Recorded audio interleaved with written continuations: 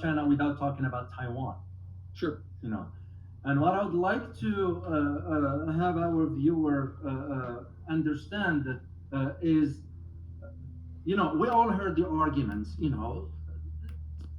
Taiwan wants to be independent. Well, historically, Taiwan is part of China. But a lot of people in the West, when this statement like this, they don't understand the historical context that goes way back under which or how this came to be. So I would like to have your input about where do you see this tensions that the West is pushing this narrative towards, well, the Taiwan independent and all that, and how do you see China reacting or responding to that? Yeah, well, I think that, Taiwan, the island of Taiwan, has been part of Chinese political units, since at least the 13th century. And that's a very, very long time, and it's formally part of Fujian province until late in the 19th century. It becomes a province in its own right. Then, of course, it's separated. It's ceded to Japan after Japan defeats China in 1895 in a war, and it's part of the Japanese Empire for 50 years. Coming back to China at the end of World War II, but then in 1948-49, the nationalists retreat there, and then you get this division across the straits. The government in Taiwan calls itself the Republic of China. Right. That means that it's China. I mean, it's pretty straightforward. If you go to a library and you go to a bookstore and you buy a map of China, there's Taiwan and there's the rest of the country. It's one country. If you go to a bookstore in Beijing and you buy a map of China, there's China and Taiwan is one of the provinces. Both sides of the strait agree, the governments on both sides of the strait agree that there's only one China and Taiwan is part of China. They have a disagreement stemming from the historical conflict of the 20th century about who's the government. But practically speaking, they're both part of this political entity, right? Now, at the beginning of, was it October, or I can't remember if it was October or November, but Xi Jinping gave a very important talk about all this. And he was very clear that this is a problem, this is a question coming down from history that needs to be resolved by the Chinese people themselves. This isn't something that American politicians ought to be spouting off about, fanning the flames of conflict. This is something that the Chinese people should resolve amongst themselves. And there's no hurry, right? No one is chomping at the bit to say, we're going to reunify, we're going to impose, one system or another. Taiwan is not trying to take over the mainland. The mainland is not trying to take over Taiwan. This is a situation where let's let the history go forward. There are billions of dollars invested from Taiwan into the mainland and from the mainland into Taiwan. There's tourism back and forth. Millions of people travel back and forth.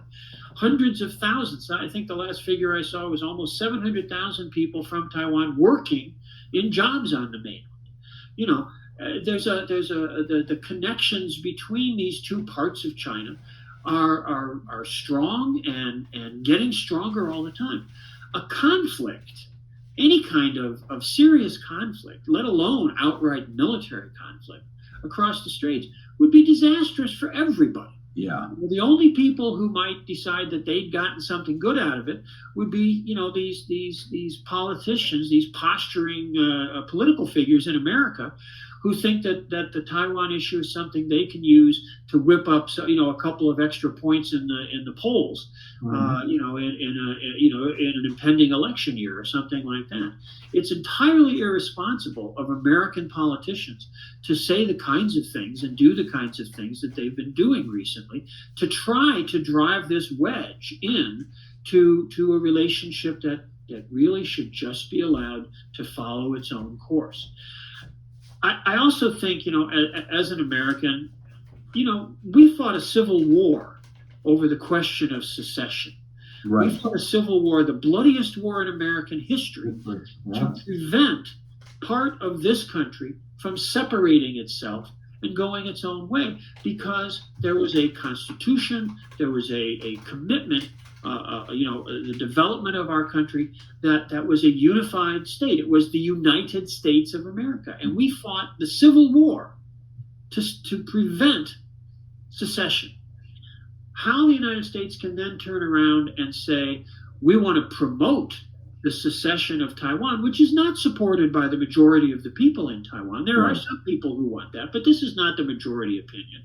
How can we go in and say, we want you to separate, we want you to secede, when our own history tells us that that's an unacceptable course of action? You talk about gross hypocrisy.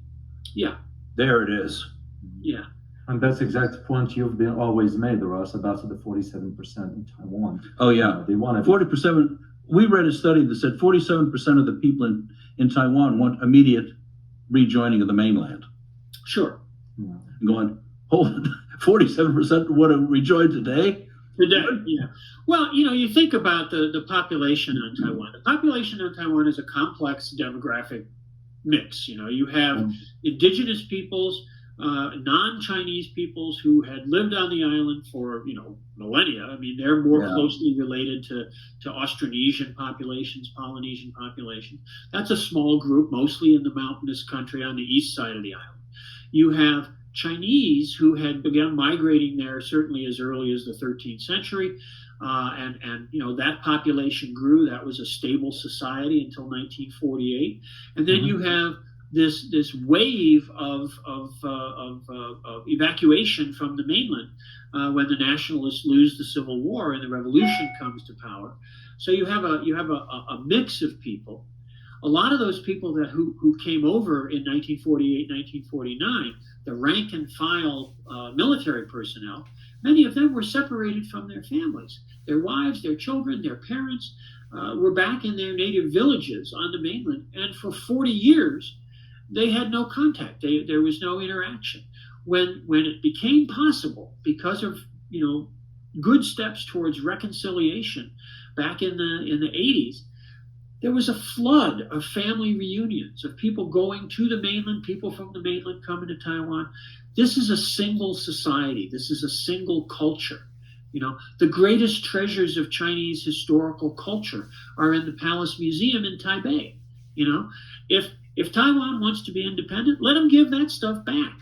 We're not going to do that, because that's Chinese culture, and that's what's there. So let's let the problem solve itself. Let's let things muddle along. This is